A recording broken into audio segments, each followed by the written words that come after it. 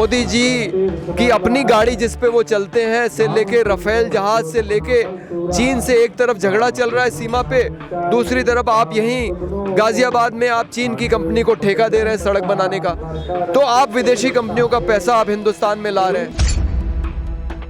हमारे यूपी में जब खरीद होती है, पंजाब और हरियाणा में तो कम से कम एमएसपी मिलता है, इसलिए वहाँ का किसान मजबूती से ये लड़ाई लड़ रहा है। हमारे उत्तर प्रदेश का किसान इसलिए नहीं आया है क्योंकि वहाँ एमएसपी मिलती ही नहीं है। पंजाब का किसान यहाँ पहुँच गया, बाकी राज्यों के किसान यहाँ हैं।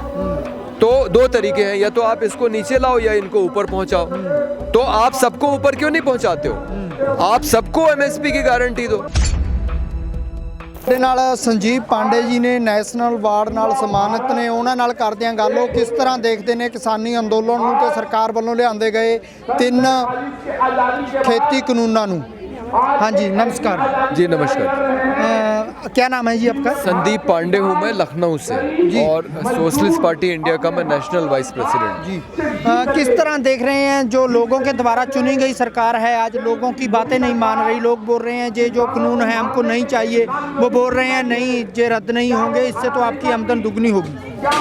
देखिए, ये जनता को धोखा देने वाली बात है जी। ये बहुत शर्म की बात होनी चाहिए थी देश के लिए जी, कि नरेंद्र मोदी जब गुजरात के मुख्यमंत्री थे जी, और चुनाव जीत के जब भारत के प्रधानमंत्री बनने जा रहे थे जी, उस दिन की आप फोटो उठा के देखिए अखबारों की जी, तो वो अडानी के जहाज़ से आए थे, अडानी के हवाई जहाज़ से। ये तो मैं 6 साल पहले की बात बता रहा हूँ। और अब तो वो और उनके एहसान तलो दब गए हैं। तो ये पूरी जो राजनीति है कि आप अडानी अंबानी से पैसा लीजिए, आपने कानूनी चंदा बनाने के नियम भी बदल दिए हैं। अब आप इलेक्टोरल बॉन्ड से पैसा लेते हैं, आपको बताने की ज़रूरत नहीं है कि कौन कितना पैसा दे रहा है, उसको सार्वजनिक करने की ज़रूरत नहीं है। कंपनियां जो अपना चुनावी चंदा दे सकती थीं अपने मुनाफे के का 7.5%, उसको भी आपने सीमा हटा दी। तो कंपनियों से बेहिसाब पैसा लेके और उनके पक्ष में ये जो नीतियां बना रहे हैं, अब ये खेल जनता को समझ में आ गया है। और इस देश में धीरे धीरे, इसमें सिर्फ भारतीय जनता पार्टी ही दोषी नहीं है, ये नीतियां कांग्रेस के ज़माने में शुरू हुई थी जब मनमोहन सिंह, जब नरसिम्हा राव प्रधानमंत्री थे। ये जो निजीकरण वाली नीतियां हैं, इसमें हुआ ये है कि सरकारी जो सुविधाएं थी लोगों के लिए, उनको धीरे धीरे कमज़ोर किया गया जी। अभी ये कह रहे हैं कि हम एमएसपी को हटाएंगे नहीं, मंडी को हटाएंगे नहीं, लेकिन वो ठीक ऐसे ही होगा जैसे एक ज़माने में सरकारी स्कूल बहुत अच्छे हुआ करते थे। हमारे जो पिछली पीढ़ी थी वो सारी सरकारी स्कूलों से पढ़ी है, मैं भी केंद्रीय विद्यालय से पढ़ा हूँ। लेकिन आज मेरी क्षमता ना होते हुए भी मुझे अपने बच्चों को प्राइवेट स्कूल में भेजना पड़ता है, क्योंकि सरकारी स्कूलों की स्थिति खराब हो गई है। अगर हमें इलाज कराना हो तो सरकारी अस्पताल में हम जाते हैं तो वहाँ धक्के खाना पड़ता है। हालांकि इलाज वहाँ बेहतर होता है, डॉक्टर वहाँ ज़्यादा काबिल हैं, लेकिन लोग प्राइवेट में जाते हैं क्योंकि तमाम प्राइवेट अस्पताल खुल गए हैं। तो सरकारी स्कूल और अस्पतालों को जैसे कमज़ोर किया गया है, उन्हें ख़त्म नहीं किया गया, उन्हें कमज़ोर कर दिया गया। ठीक यही खेल अब होने वाला है अनाज के क्षेत्र में। मंडियां कमज़ोर हो जाएंगी, एमएसपी का कोई मतलब नहीं रह जाएगा क्योंकि वहाँ कोई रहेगा ही नहीं। हमारे यूपी में जब खरीद होती है, पंजाब और हरियाणा में तो कम से कम एमएसपी मिलता है, इसलिए वहाँ का किसान मजबूती से ये लड़ाई लड़ रहा है। हमारे उत्तर प्रदेश का किसान इसलिए नहीं आया है क्योंकि वहाँ एमएसपी मिलती ही नहीं है। इस समय धान की खरीद हो रही है 1868 रुपये और 1888 रुपये पर क्विंटल पे, लेकिन जो सरकारी खरीद केंद्र हैं वो बंद रहते हैं। हमारे यहाँ मंडियाँ तो है ही नहीं, खरीद केंद्र बनते हैं जो किसानों का अनाज खरीदने के लिए खोले जाते हैं, लेकिन वो खुलते ही नहीं है, या खुलेंगे भी तो वो छोटे किसान का नहीं खरीदेंगे, किसान को परेशान करते हैं। तो वो जो एमएसपी की गारंटी वहाँ पे नहीं है हमारे उत्तर प्रदेश में, भारत के बाकी राज्यों में, ये लड़ाई अब ये बन गई है कि आगे की दिशा क्या होगी। क्या आप हर एक क्षेत्र में निजीकरण करते जाएंगे, जैसे आपने एजुकेशन में, हेल्थ केयर में, ट्रांसपोर्टेशन में कर रहे हैं, भारतीय रेलवे को अब ये बेचने की तैयारी कर रहे हैं, तो क्या आप इस तरह से अब इस क्षेत्र में भी करेंगे, अनाज में, मंडी में? या फिर आप जो एक अधिकार है किसान का कि उसको न्यूनतम समर्थन मूल्य मिलना चाहिए, क्योंकि आपने प्राइवेट कंपनियों को मनमाना मुनाफा कमाने की छूट दे रखी है, तो उसी तरीके से कम किसान को भी सम्मानजनक ढंग से अपनी मेहनत का मूल्य मिलना चाहिए। और हमारी मांग ये है, जो अब इस आंदोलन की केंद्रीय मांग बन गई है, कि न्यूनतम समर्थन मूल्य कानूनी अधिकार होना चाहिए, तभी पूरे देश का किसान, ऐसा नहीं है कि पंजाब और किसानों को कुछ अलग से दिया गया है, वो उनका अधिकार था, वो उनको मिला है, ये अधिकार देश के बाकी किसानों को भी मिलना चाहिए। लेकिन सरकार तो बोल रही है कि ये जो पंजाब और हरियाणा के किसान थे, सभी किसानों का हक ये दब कर बैठे थे, खा रहे थे, अब सबको एक बराबर कर दिया जाएगा, इसलिए इनके पास बड़े बड़े ट्रैक्टर हैं, बड़े बड़े घर पा रखे हैं, ये बोल रही है सरकार। तो क्या लग रहा है आपको? नहीं, दो तरीके हैं बराबर करने को, ठीक है। पंजाब का किसान यहाँ पहुँच गया, बाकी राज्यों के किसान यहाँ हैं, तो दो तरीके हैं, या तो आप इसको नीचे लाओ या इनको ऊपर पहुंचाओ। तो आप सबको ऊपर क्यों नहीं पहुंचाते हो? आप सबको एमएसपी की गारंटी दो। भाई उत्तर प्रदेश और बिहार के किसान को भी न्यूनतम समर्थन मूल्य की गारंटी मिल जाए। आज वो जो बेचारा अपना धान 900 रुपये 1000 रुपये में बेचने को मजबूर है, उसको भी 1868 रुपये मिलने लग जाएं, तो वो भी पंजाब के किसान जैसा संपन्न हो जाएगा, देश से गरीबी खत्म हो जाएगी। तो पंजाब और हरियाणा ने तो रास्ता दिखाया है गरीबी दूर करने का। यही मॉडल पूरे देश में लागू हो तो पूरे देश की गरीबी दूर होगी।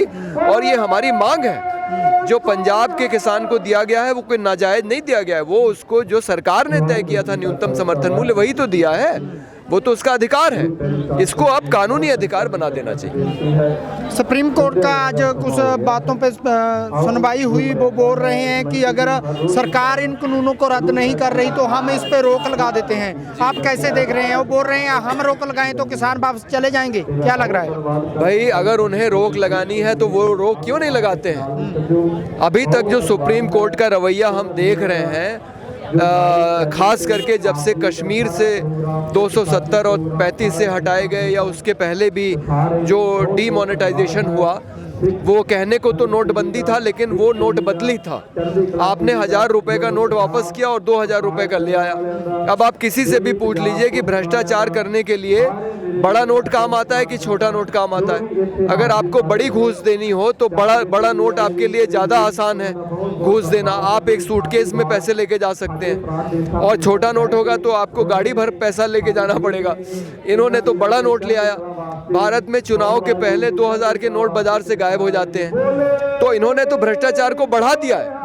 लेकिन न तो उस पे सुप्रीम कोर्ट ने कुछ किया, न जीएसटी पे कुछ किया, न उन्होंने कश्मीर में जो फैसला हुआ सरकार का उस पे कुछ किया।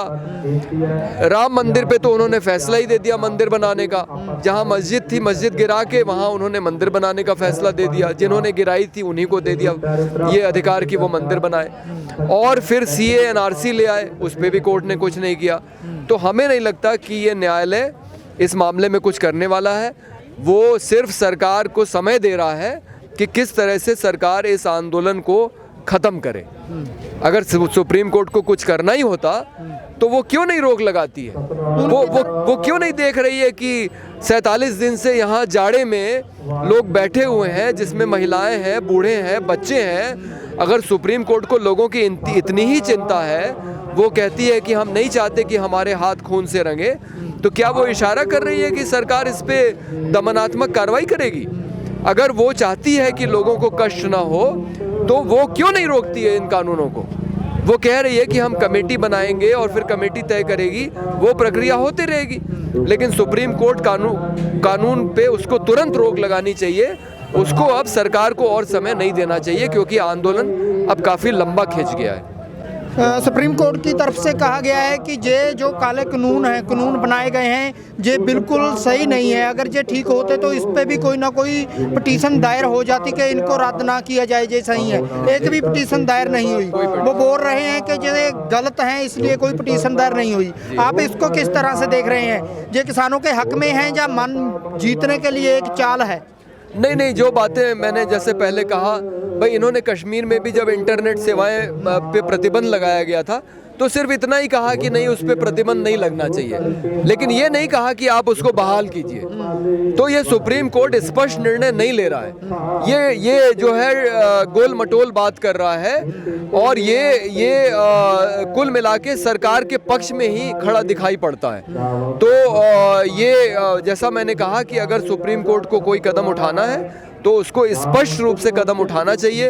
ये बात अब बिल्कुल साफ है कि इस किसान आंदोलन के साथ पूरे देश की सहानुभूति है, भले ही वो सारे लोग यहाँ पे ना आ पा रहे हों अपनी अपनी वजहों से, और सरकार जिन किसानों को बुलाती है इन कानूनों के समर्थक होने के पक्षधर होने के लिहाज से वो उनके लोग हैं, वो भारतीय जनता पार्टी और आरएसएस के लोग हैं। लेकिन ये पूरे देश का इतिहास है कि उन्होंने कभी भी कोई स्पष्ट भूमिका नहीं ली है। आरएसएस का एक मंच हुआ करता था, स्वदेशी जागरण मंच, ठीक है, आजकल आप उसका नाम नहीं सुनेंगे, क्योंकि मोदी जी ने सारे दरवाजे खोल दिए विदेशी पूंजी निवेश के लिए।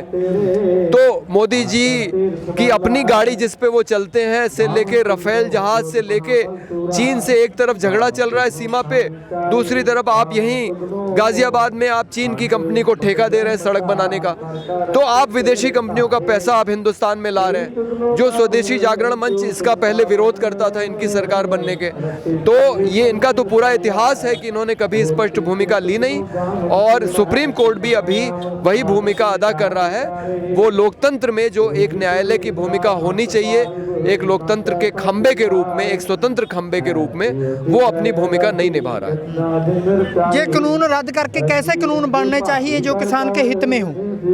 देखिए, एक मांग जो सबसे मजबूती से निकल के आ गई है वो ये है कि न्यूनतम समर्थन मूल्य कानूनी अधिकार बनना चाहिए। और बाकी जो किसान की समस्याएं हैं, बहुत सारी समस्याएं हैं। सिंचाई की समस्या है, जो हरित क्रांति हुई उसमें जो रासायनिक कीटनाशक उर्वरक इस्तेमाल किए गए उससे ज़मीन पानी जहरीला हो गया है, तमाम लोगों को कैंसर हो गया है। पंजाब में कैंसर एक्सप्रेस चलती है। इसका समाधान निकालना है कि कैसे आप रासायनिक खाद और उर्वरक का इस्तेमाल कम करें और जैविक खेती को बढ़ावा दें। कुछ राज्यों ने बढ़ावा देना शुरू भी किया है, कुछ किसानों ने जैविक खेती को अपनाया है, लेकिन आज भी सरकार किसान को सब्सिडी देने के नाम पे उन्हीं रासायनिक उर्वरक और कीटनाशक बनाने वाली कंपनियों को पैसा देती है।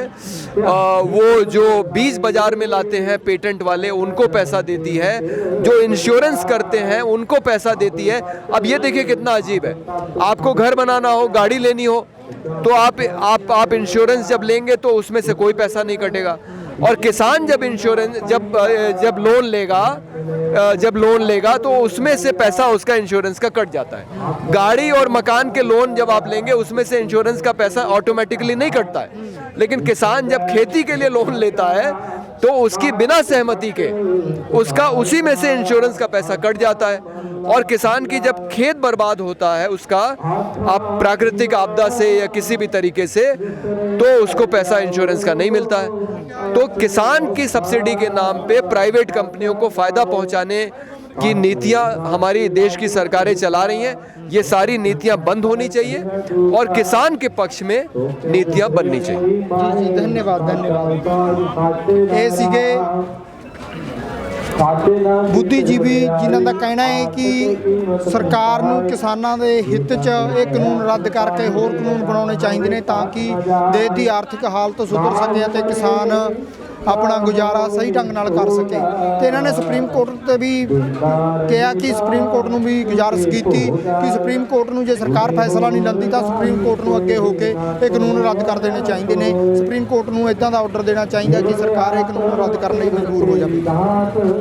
ਤੇ ਇਹਨਾਂ ਨੇ ਇਹ ਵੀ ਕਿਹਾ ਕਿ ਕਿਸਾਨ ਉਦੋਂ ਤੱਕ ਇੱਥੇ ਡਟੇ ਰਹਿਣਗੇ ਜਦੋਂ ਤੱਕ ਇਹ ਕਾਨੂੰਨ ਰੱਦ ਨਹੀਂ ਹੋਣਗੇ। ਕੈਮਰਾਮੈਨ ਜਤਿੰਦਰ ਟਿਵਾਣਾ ਦੇ ਨਾਲ ਮਨਵਿੰਦਰ ਸਿੰਘ ਟਿਵਾਣਾ, ਕੁੰਡਲੀ ਬਾਰਡਰ, ਦਿੱਲੀ।